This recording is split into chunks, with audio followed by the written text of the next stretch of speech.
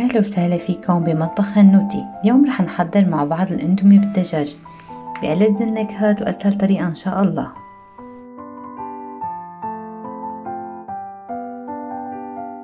للمكونات بنحتاج نص قرن فليفلة، بصلة كتير صغيرة، سنتين من الثوم، وبنحتاج لصدر دجاج مقطعينه وغاسينه. طبعا أول شي بدي أحمص الدجاج لحتى يستوي تماما. بالمقلة الثانية حضيف شوية زيت وبلش أحمص البصل تدريجيا وبعدين الثوم وآخر شي الفليفلة.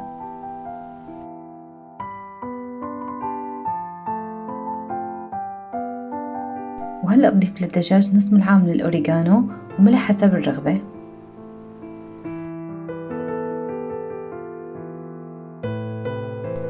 وهلأ بضيف فوقهن الفليفلة والبصل فوق الدجاج وبقلبهم شوي مع بعض حتى ياخدوا النكهات من بعض.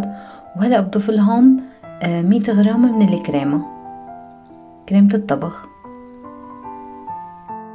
المقلة نفسها يلي حمصت فيها البصلة والفليفلة حطيت لها شوية مي حتى تغلي، وهلأ بضيف الأندومي فوقها لحتى تستوي.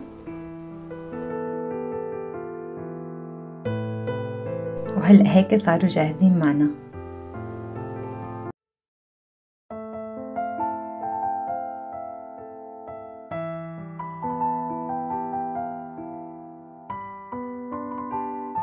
وإذا عجبكم الفيديو لا تنسوا تشتركوا بقناتي والضغط على اللايك وتفعيل زر الجرس ليصلكم كل شي جديد فضلا وليس أمرا.